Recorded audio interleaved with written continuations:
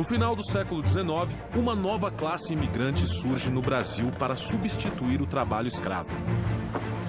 Ávidos empreendedores buscam maneiras de suprir o novo mercado. Veja, produto de primeira. Controlando a manufatura e o comércio de seus produtos, um desses empreendedores torna-se um dos homens mais ricos e poderosos do Brasil. Francesco Matarazzo. Hoje eu sou o maior comerciante de farinha de São Paulo. Com um moinho, eu vou ser o único fabricante. A construção de seu imponente moinho é um marco nacional e contribui decisivamente para o desenvolvimento do Brasil.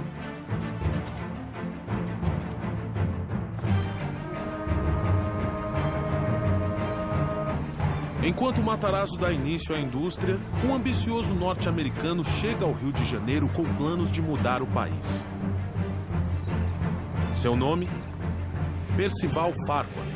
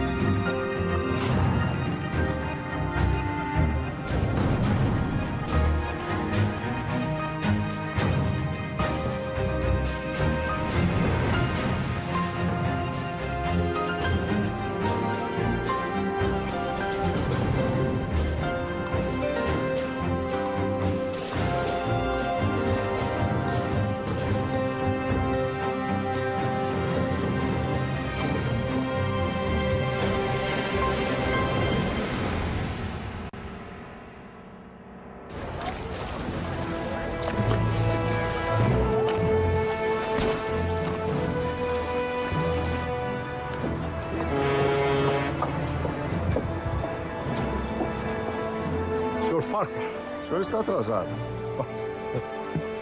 Bem-vindo ao Brasil. Como é que foi a viagem? Como todas as viagens, senhor Marquês. Por favor.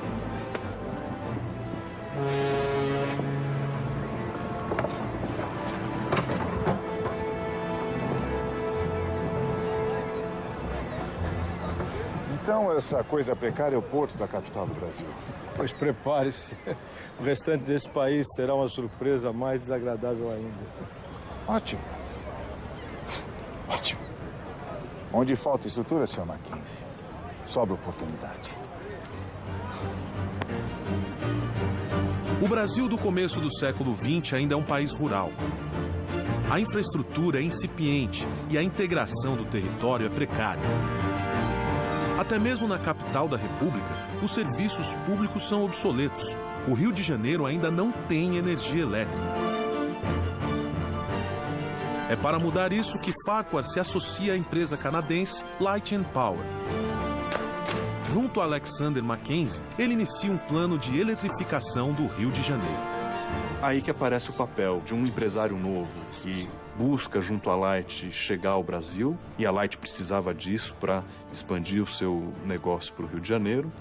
E, por outro lado, vai enfrentar um grupo que é um grupo poderoso, mas que é relativamente novo no setor elétrico. Senhor Eduardo, é um prazer. Bom recebê-lo. Por favor, fique à vontade. Guilherme, meu filho. Guilherme, senhor Guilherme. Por favor, fique à vontade. Senhores, eu pedi essa reunião para que acabássemos de uma vez por todas com esses conflitos absurdos. E como o senhor faria isso, Sr. Farquhar? É simples. Eu quero colocar a família Guinea no projeto da Companhia Light. Vamos eletrificar o Rio de Janeiro juntos. Vocês seriam contratados como empreiteiros da Light. Ficariam responsáveis por construir toda a infraestrutura do projeto. Não. Perdão? A nossa resposta é não. O Rio de Janeiro não precisa do senhor, Mr. Farquhar. O plano da Companhia Light está enfrentando a oposição de uma tradicional e poderosa família carioca. A família Guinea. O grande negócio deles, e isso tornava-os realmente um conglomerado importante, era o Porto de Santos. Toda a força motriz do porto seria elétrica. Então, isso vai fazer com que eles pulassem para o ramo elétrico. Inicialmente, para suprir as necessidades do porto. Depois, eles vão perceber aquilo como um ótimo filão para outros ganhos, né? O progresso chegará ao Rio de Janeiro com ou sem vocês? Acho que não vai ser tão simples assim. É bem provável que o senhor não tenha conhecimento do decreto antimonopólio?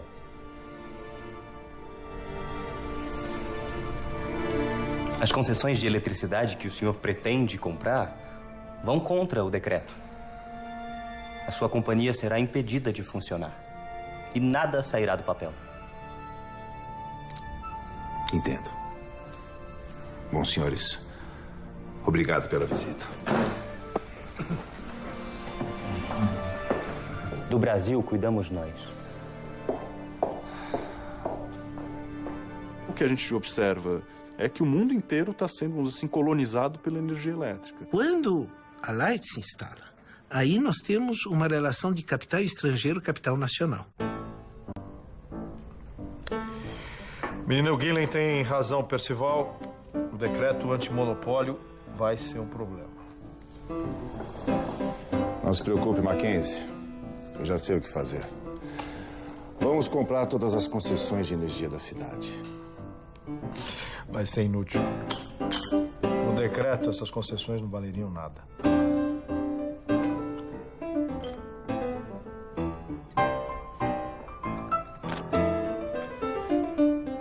Full House.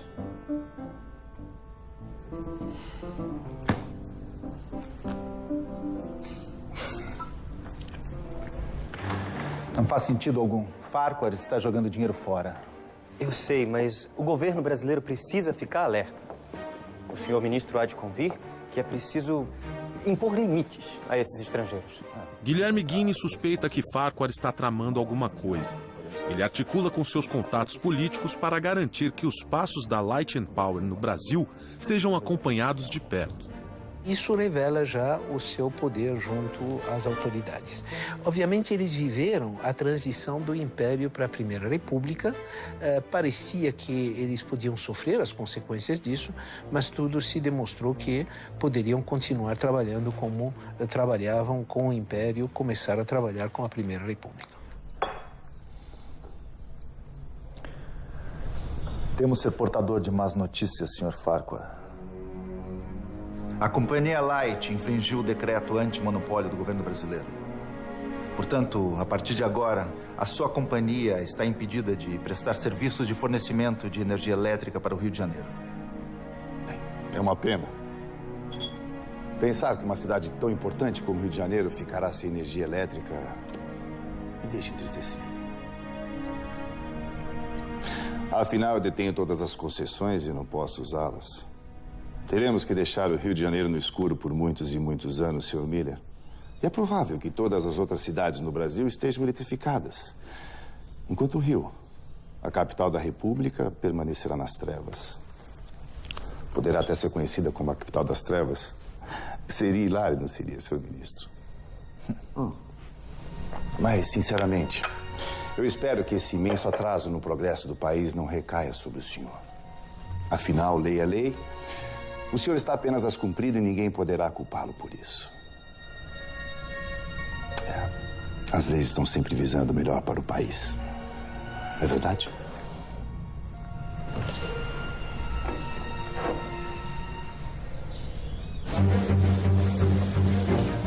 Senhoras e senhores, muito obrigado pela presença de vocês aqui hoje.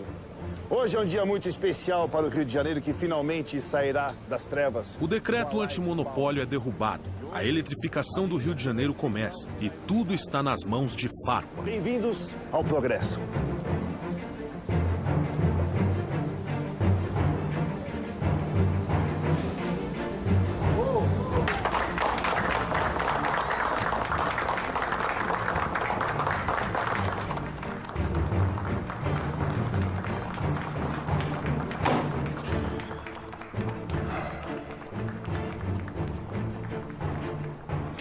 Homens como Farquhar podem tudo. Inclusive destruir a nossa família.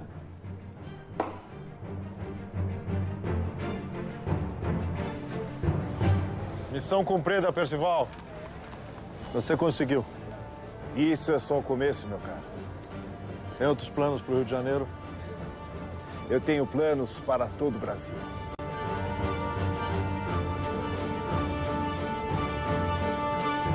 Percival Farquhar chega ao Rio de Janeiro em 1905, atraído por oportunidades de negócio que um país sem infraestrutura proporciona. Onde falta estrutura, Sr. Mackenzie? Sobra oportunidade. Seu primeiro projeto é eletrificar o Rio de Janeiro através da Light and Power Company. Mas seus planos esbarram no nacionalismo de um ambicioso jovem brasileiro, Guilherme Guim.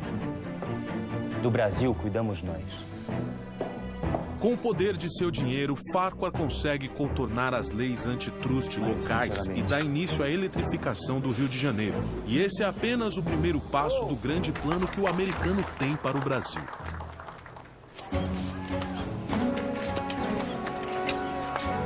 Meus planos para esse projeto terminam aqui, Mackenzie.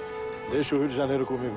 A Light dá início às obras da usina de Lages, a maior da América Latina, capaz de fornecer energia para todo o Rio de Janeiro. E Farquhar volta as atenções para seu outro projeto.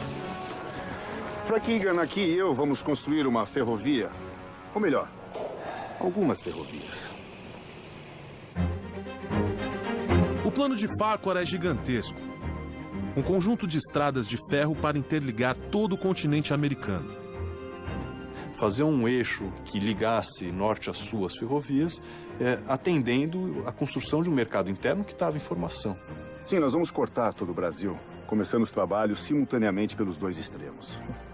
É um belo projeto. Mas e a Sorocabana?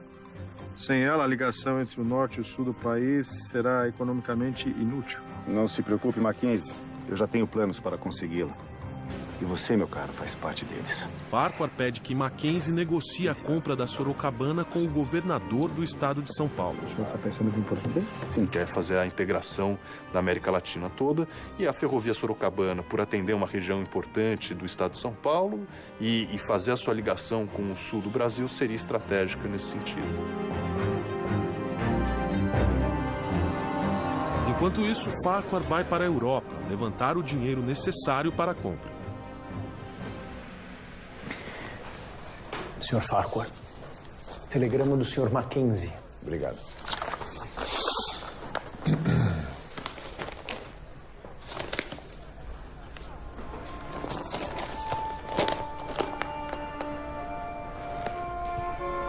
Algum problema, senhor?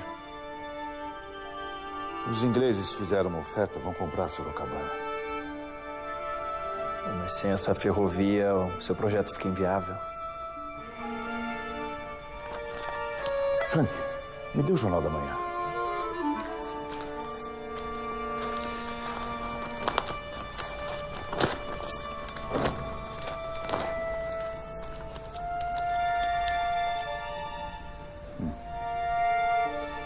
O emissário está vindo para Londres de navio para fazer a proposta. Estará chegando em 2 semanas.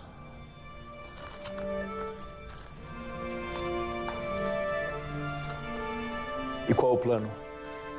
Mande um telegrama imediatamente para o Mackenzie no Brasil e descubra quanto os ingleses estão pagando.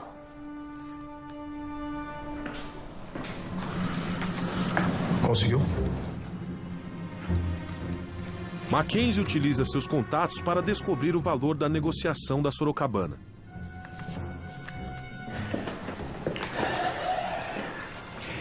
Os ingleses estão oferecendo 2 milhões de libras, Sr. Farquhar. Vamos cobrir a oferta. Mas é muito dinheiro. E o senhor tem apenas 2 semanas para consegui-lo. Impossível. Não é possível, não para mim, Frank. Se eu não conseguir a Sorocabana, eu não tenho nada. Tem muita gente que tem muito medo de errar e não faz nada. Eu sou da teoria seguinte, eu prefiro dar 10 tiros e errar 3. O Wall Street já está em pleno funcionamento. Nós já temos um sistema industrial, financeiro, comercial muito complexo. Farquhar consegue quase todo o dinheiro. Mas ainda falta uma parte. E só lhe resta uma opção. O Banco da Escócia.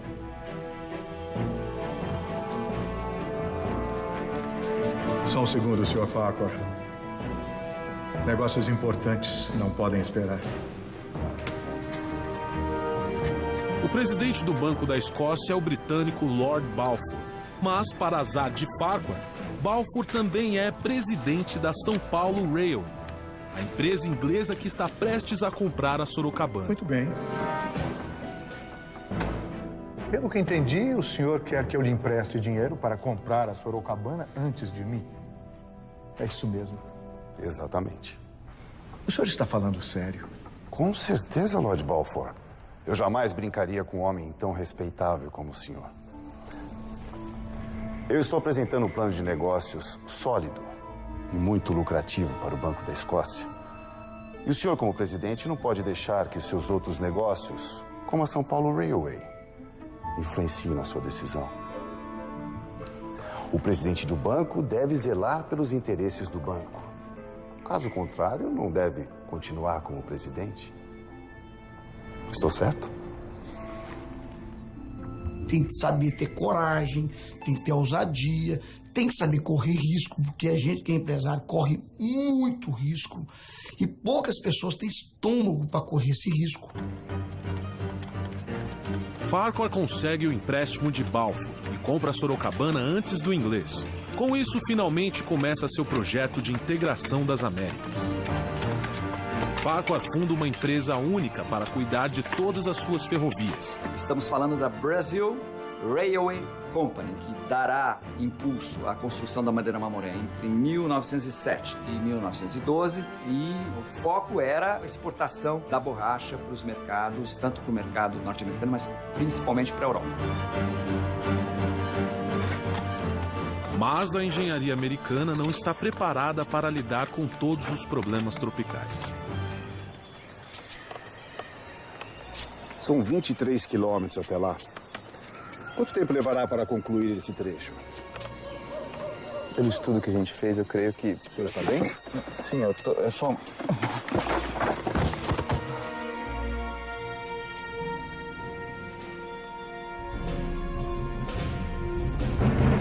Belo projeto. Percival Farquhar dá início à grande obra de sua vida. Uma malha ferroviária integrando as Américas. Nós vamos cortar todo o Brasil, começando os trabalhos simultaneamente pelos dois extremos. Mas a impossibilidade de conseguir a concessão da ferrovia Sorocabana quase coloca tudo a perder. Com sua habilidade de levantar capitais, Farquhar consegue comprar a Sorocabana e inicia as obras da sua grande ferrovia.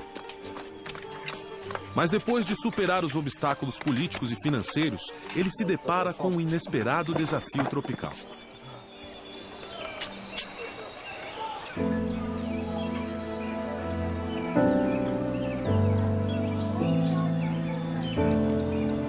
Fique tranquilo, Sr. Farquhar.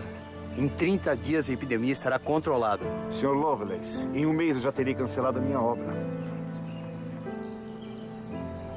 Uma epidemia de febre amarela atinge as obras da ferrovia Madeira Mamoré. Nós estamos falando de uma floresta, né, tropical, úmida, de condições difíceis do ponto de vista da permanência. Centenas de trabalhadores são contaminados, provocando grandes atrasos. O que acha? Sr. Farquhar, estamos enfrentando problemas. Problemas com a malária. Malária aqui também? Não aqui, senhor. No Rio de Janeiro. Sim, Frank. Mas o que eu tenho a ver com isso?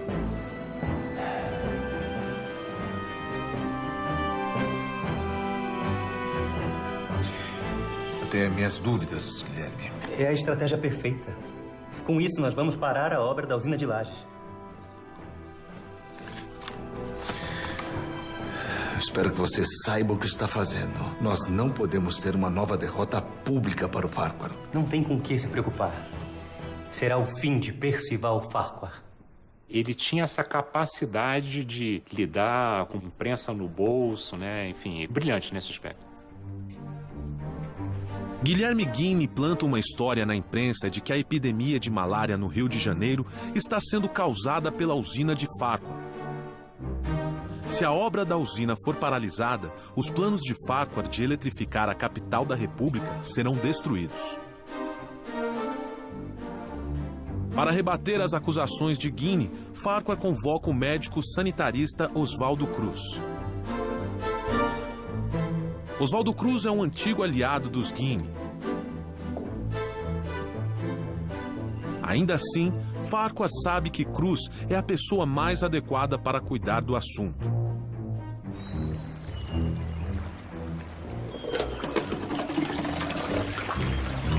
As obras são paralisadas até que o veredito seja dado pelo sanitarista. Oswaldo Cruz pede alguns dias para fazer uma análise completa do local. O parecer de Oswaldo Cruz vai decidir o destino da usina e dos negócios de Farquhar no Brasil.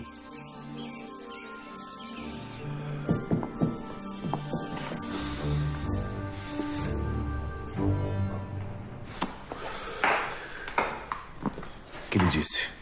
A usina foi absolvida. Somos inocentes. Ótimo. Obrigado por essa notícia hoje. Prazer, Sr. Farquhar. É inacreditável. Eu não consigo entender por que Oswaldo Cruz nos trairia dessa forma. Ele não traiu ninguém. Oswaldo Cruz fez o que tinha que fazer. Chega de jogar o nome da nossa família na lama. Você vai para Salvador, Guilherme. E vai ficar por lá. Então, Guilherme ganha o direito de representar os negócios da família Guinea em Salvador. Ou seja, prêmio pra lá de consolação.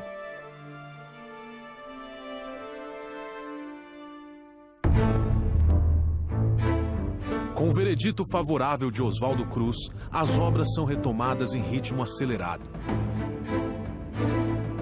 Meses depois, fica pronta a usina de Lages, que vai fornecer energia para toda a cidade do Rio de Janeiro.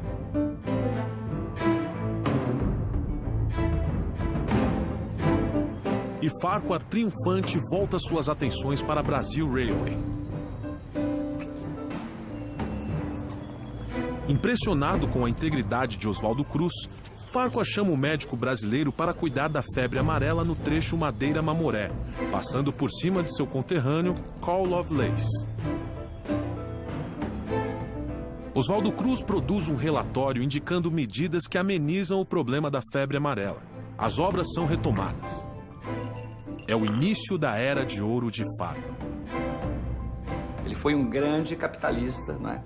De ferrovias, de portos, de transportes urbanos e tantos outros empreendimentos que ele tinha simultaneamente em várias capitais brasileiras, né? Seu império está crescendo. E nada parece capaz de parar Farquhar.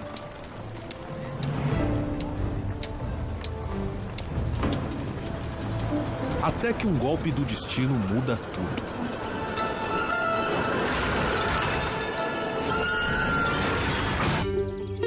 Farquhar começa a construir sua malha ferroviária, mas um surto de febre amarela atrasa as obras. Para piorar, sua usina de Lages sofre ataques na imprensa, orquestrados por Guilherme Guinea. Será o fim de Percival Farquhar. Farquhar resolve seu problema com a ajuda inesperada de um antigo aliado da família Guinea. O empreendedor americano está prestes a criar um império financeiro no Brasil, até que um acidente em Salvador ameaça acabar com seus planos.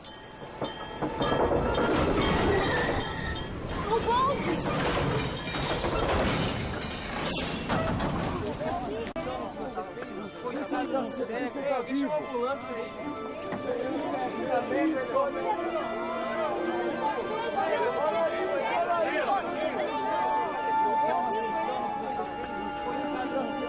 Um cego morre atravessando a rua em Salvador e o bonde que o atropelou é operado pela Bahia Tramway, uma empresa de Percival Farquhar.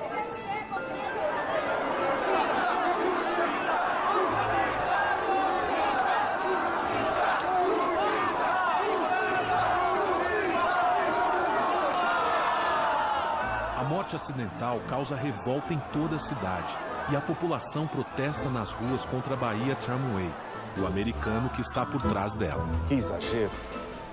Foi um simples acidente, isso. Trágico, sim, claro, mas nada além disso. Farquhar se reúne com o ministro das Relações Exteriores, o Barão do Rio Branco, em busca de uma solução para o caso. O governo precisa enviar as tropas imediatamente. As coisas estão saindo do controle. E eu exijo que meu patrimônio seja protegido. Eu sinto informar que o governo não vai interferir na questão, Sr. Farquhar. Então quem vai?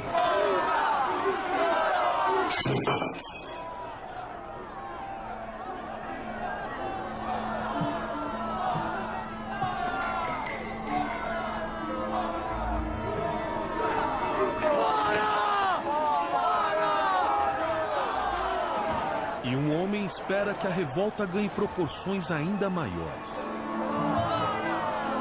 Ele se aproveita desse momento para mostrar a insensibilidade do capitalista estrangeiro, que tratou muito mal daquele acidente, e da sensibilidade do capital nacional. Esse é um caso onde se demonstra o senso de oportunidade do Guilherme. Aproveitando a crise, Guilherme consegue tirar a concessão dos bondes de Farquhar em Salvador. A Light and Power perde seus negócios na cidade e a imagem de Farquhar fica profundamente arranhada.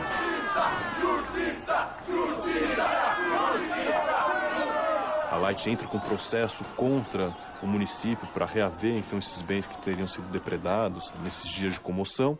A Light chega com uma conta no município e o município fala, olha, de multa que você tem pela prestação de maus serviços é praticamente o mesmo valor ou maior do que o valor que você está nos apresentando. E aí é o espaço para o Guilherme Guinle expandir os seus negócios. O sucesso da campanha contra Farquhar traz Guilherme de volta à confiança de seu pai. Ele retoma os negócios da família em São Paulo e no Rio de Janeiro. Mas sua cruzada contra Farquhar ainda não terminou. A vitória contra a empresa Light and Power Company, propriedade do Sr. Percival Farquhar, foi uma grande conquista dos brasileiros. Está mais do que claro que os investidores estrangeiros vêm para cá apenas para se beneficiarem às custas da população. Não podemos deixar que interesses ocultos interfiram na soberania de nosso país. O Brasil para os brasileiros. Pouco insignificante. Devemos tomar uma atitude. Não. Deixe o brasileiro com suas migalhas. Temos coisas mais importantes para resolver. Prepare suas coisas. Vamos voltar para Brasil Railway.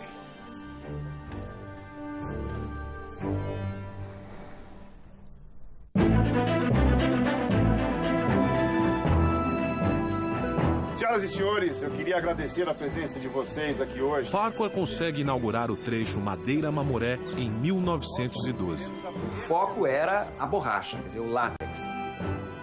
Essa extração, então, depois é concentrada, é levada para algumas vilas, para algumas cidades, né? E transportada, através da ferrovia, até navios de grande calado.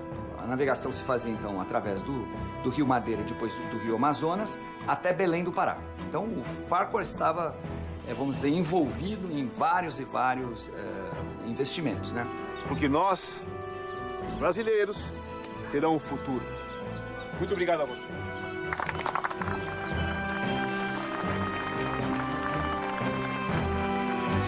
O sonho de uma malha ferroviária pan-americana finalmente está se tornando realidade.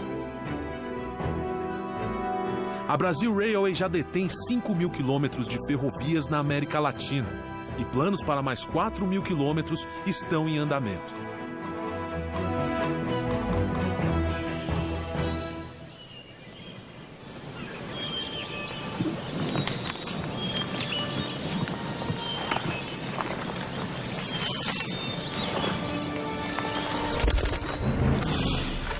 Pelotão, alto. Cabo. Quanto falta até aí, Dani? 5 quilômetros, senhor. Ótimo. Aqueles rebeldes não vão nem ver o que os atingiu.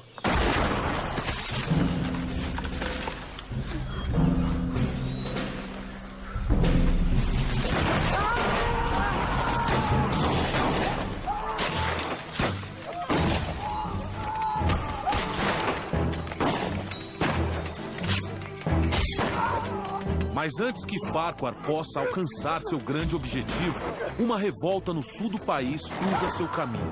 Estoura uma guerra civil e no centro dela está a Brasil Railway. Um dos bondes de Percival Farquhar atropela um cego em Salvador, causando uma revolta anti-americana na cidade. Insuflada por Guilherme Guinle, a sociedade baiana exige a punição de Farquhar, que é expulso da cidade. Guilherme retorna vitorioso para o Rio de Janeiro, pronto para continuar atacando o americano. Farquhar abandona o Rio e retoma os trabalhos da Brazil Railway, visando completar a ligação das Américas. Mas um conflito no sul do Brasil coloca em xeque seu sonho de controlar os meios de transporte de todo o continente.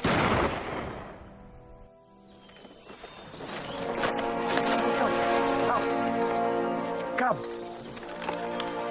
quanto falta até aí, Dani?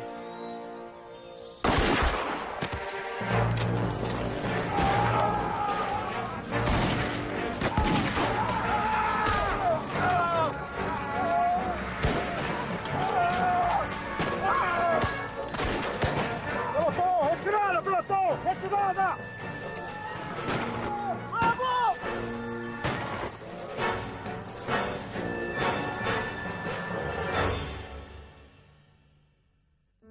Em Santa Catarina começa uma revolta de camponeses que perderam suas terras para a Brazil Railway. É a Guerra do Contestado que ameaça o trecho entre São Paulo e Rio Grande do Sul das ferrovias de Farquhar.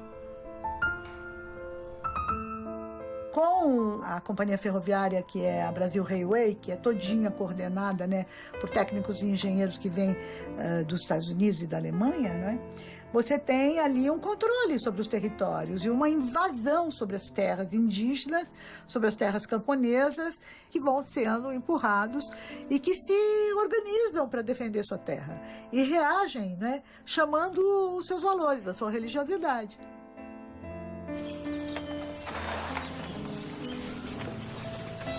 Sem ter noção do real tamanho do movimento, as tentativas iniciais do governo para conter os rebeldes são violentamente derrotadas. Fica claro que essa será uma guerra difícil e sangrenta.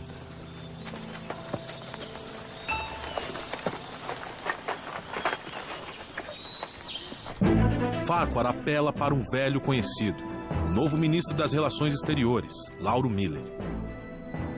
Nós estamos negociando, mas a situação é delicada. Não me interessa. Dê um jeito naqueles caboclos e proteja minha ferrovia. Ou farei o governo brasileiro pagar cada centímetro de ferrovia destruído. E com juros.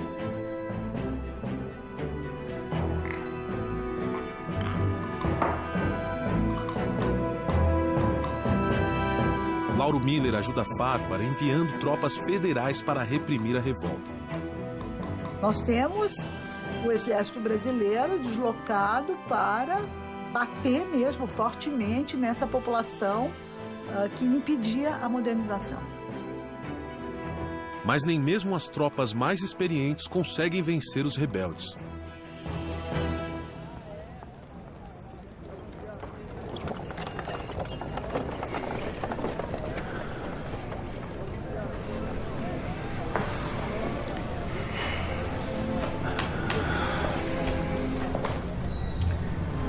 Seu pai foi um bom homem, Guilherme. Eduardo Palacin Guinle morre em 1912, deixando a chefia da família para Guilherme. Eu só lamento que ele não esteja aqui para ver a queda de Percival Farquhar. A partir de amanhã, serão tornadas públicas as atrocidades que têm acontecido no sul do país. É inadmissível que o governo brasileiro envie tropas contra o seu próprio povo em favor de uma empresa estrangeira. O golpe será certeiro, senhor ministro. E eu espero que o senhor esteja do lado certo quando o golpe ocorrer. A campanha de Guinle apontando as injustiças da Guerra do Contestado faz efeito. A opinião pública no Brasil se volta contra Farquhar. Para piorar a situação, a Malásia entra no mercado mundial da borracha e se torna um concorrente fatal para os negócios de Farquhar no norte do Brasil.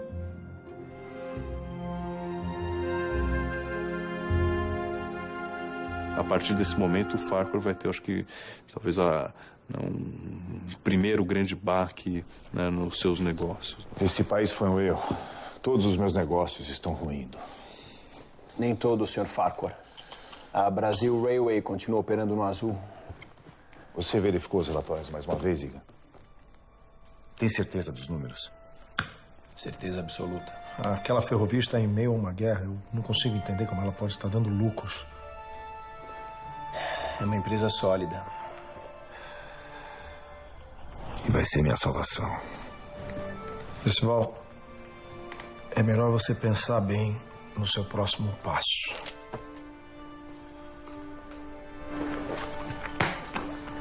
E as cartas, filho? A receita do sucesso é ter coragem de, um momento difícil, você continuar a luta, porque não vai ser só momentos bons. Em São Paulo, os empreendimentos de Francesco Matarazzo continuam crescendo. Ele funda a Indústrias Reunidas Fábricas Matarazzo, que engloba todos os seus negócios. Com a idade avançando, ele começa a pensar na aposentadoria e trata de preparar um sucessor. Eu tenho a honra de anunciar que meu filho Hermelino é agora o diretor-geral das Indústrias Reunidas Fábricas Matarazzo.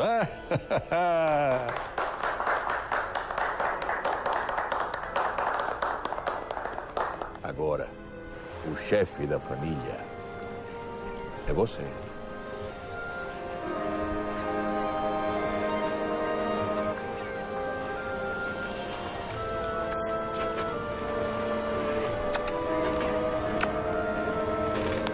Francesco decide viajar para sua terra natal, a Itália, buscando descansar das demandas de seu império.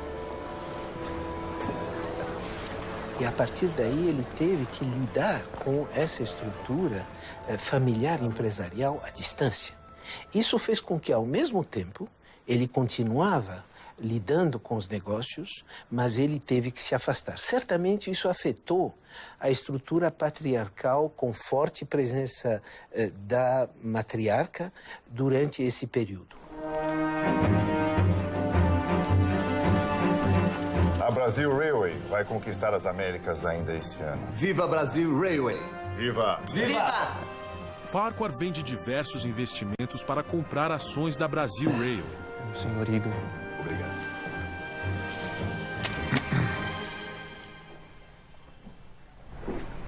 Algum problema, Percival?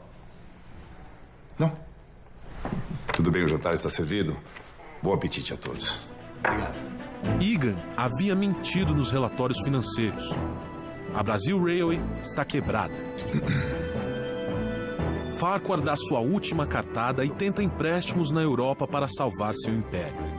O Farquhar, ele tinha uma capacidade de convencimento dos investidores estrangeiros, então nos mercados em Paris, em Londres, em Nova York. O Brasil sempre teve um grande problema na área de investimento, né? Então você tem que ser criativo, inovador para poder conseguir financiamento. Com a promessa de um empréstimo, Farquhar retorna ao Brasil. Bom rever um velho amigo nesses novos tempos. Voltei para recomeçar, Alex. Então você não ficou sabendo? O quê? A guerra começou. Em 1914, estoura a Primeira Guerra Mundial.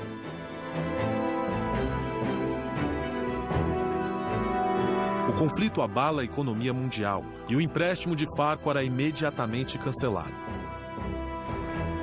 O americano que veio para o Brasil construir um império agora não tem nada.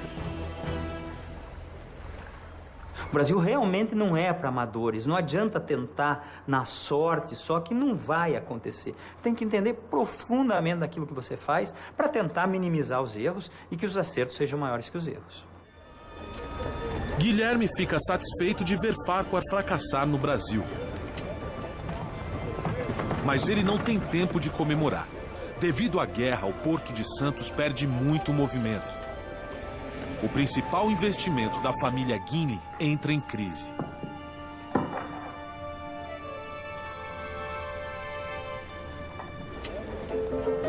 Enquanto a maioria sofre durante a Primeira Guerra Mundial, um imigrante italiano está determinado a lucrar com ela. Giuseppe Martinelli chegou ao Brasil pobre, mas cheio de ambição. Em alguns anos, fez fortuna no país, importando principalmente bebidas.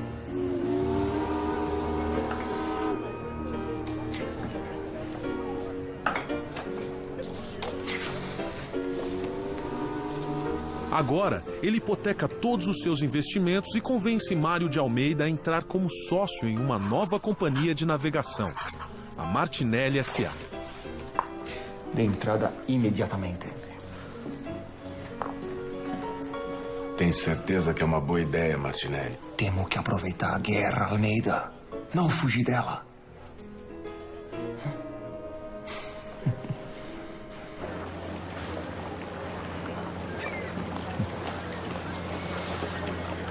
Esses navios já foram uma mina de ouro e agora ficaram inúteis.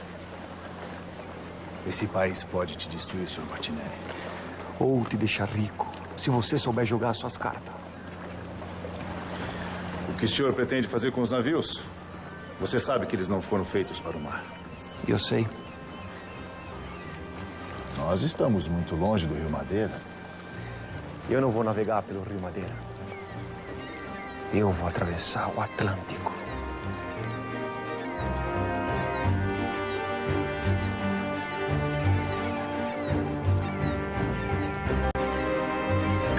Martinelli reforma os navios fluviais, preparando-os para atravessar o Atlântico em meio à guerra. O risco é imenso, mas Martinelli é homem de altas apostas. Ele não permitirá que uma guerra mundial fique em seu caminho.